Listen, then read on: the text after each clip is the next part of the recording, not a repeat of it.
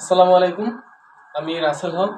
আজকে আমার একটা নোট শেয়ার করব, বিজ্ঞানের একটা নোট। মূলত যারা আর্টস, যাদের ব্যাকগ্রাউন্ড আর্টস কমার্স, তারা বিজ্ঞান নিয়ে খুবই ভয় পায়। তো গত 46 বিসিএস এই নোটটা থেকে আমি হুবহু 9টি প্রশ্ন কমন পাই। তো ভাবলাম যে এই নোটটা আমি একটু আপনাদের সামনে শেয়ার করি। আমি চেষ্টা করব যে আসলে কিভাবে অল্প করে ভালো নাম্বার পাওয়া যায়।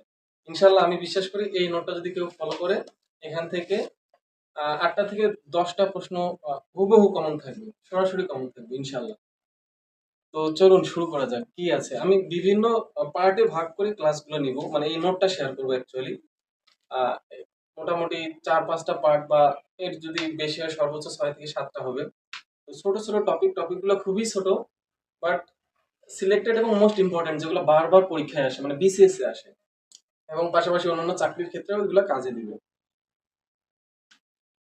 তো প্রথমে যে টপিকটা নিয়ে আলোচনা করব সেটা হচ্ছে সাবানায়ন বা সাবান প্রস্তুত। এই সাবান প্রস্তুত, এই সাবানায়ন বা সাবান প্রস্তুতির যে বিক্রিয়াটা, অ্যাকচুয়ালি বিক্রিয়াটা নিয়ে খুব মাথা ঘামানোর দরকার নেই, যেহেতু আমার মেইন টার্গেট হচ্ছে যাদের ব্যাকগ্রাউন্ড হচ্ছে আর্টস বা কমার্স, বা হচ্ছে যারা একটু বিজ্ঞানে ভয় পায়, তো তাদেরকে নিয়ে। তো সেক্ষেত্রে আমি যেটা করবো সেটা হচ্ছে এই বিক্রিয়া থেকে কোন কোন প্রশ্নটা আসতে পারে, অ্যাকচুয়ালি কোন প্রশ্নগুলো আসছে এবং আসতে পারে, ইম্পর্টেন্ট যে বিষয়গুলো, সেটা নিয়ে আলোচনা করবো ছোট ছোট। তো চলুন বিক্রিয়াটা লেখা যাক। আমরা প্রথমে লিখবো CH2, মাঝখানে CH, শেষে CH2, এখানে সিঙ্গেল বন্ড দিয়ে লিখবো সি ডাবল আর, সি ডাবল আর, সি ডাবল আর। এর সাথে আমরা যোগ করব সোডিয়াম হাইড্রোক্সাইড। কি যোগ করব? Sodium hydroxide. অথবা এই সোডিয়ামের জায়গায় আমরা যোগ করতে পারি potassium.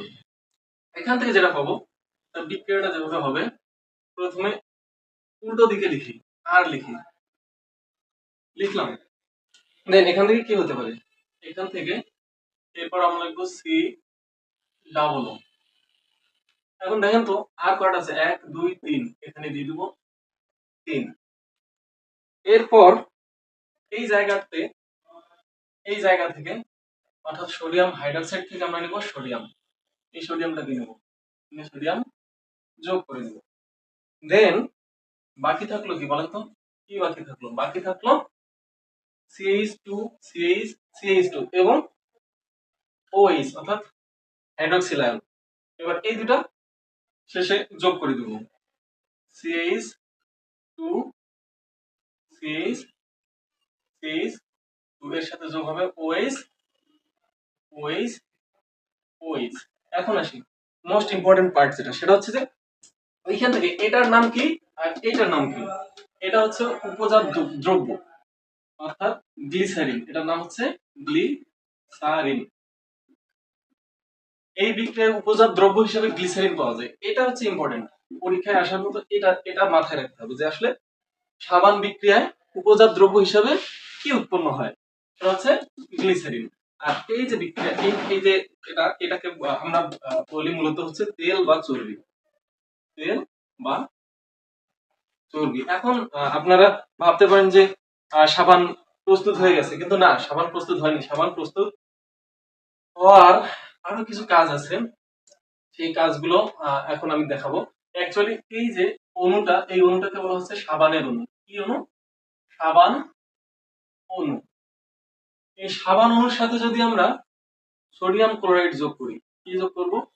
Sodium chloride. Sodium chloride যোগ করলে এই গ্লিসারিন পাত্রের নিচে জমা হবে। গ্লিসারিন পাত্রের নিচে জমা হবে এবং এই সাবানের অণুটা দ্রবণের উপরে ভেসে উঠবে।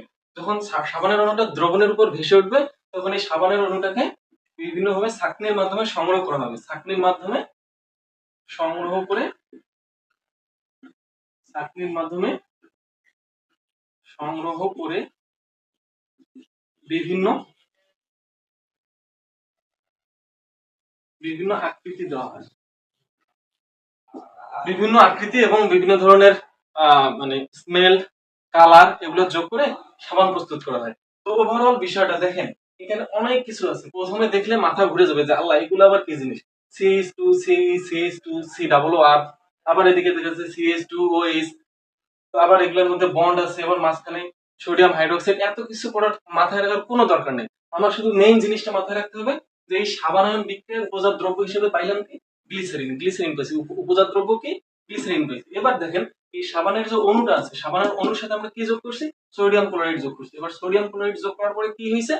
গ্লিসারিন যে গ্লিসারিনটা আমরা উপজাত দ্রব্য হিসেবে পাইছি, সেই গ্লিসারিনটা পাত্রের নিচে জমা হবে এবং এই সাবানের অণুটা দ্রবণের উপরে ভেসে উঠবে। এটাকে বলা হচ্ছে সোপকে।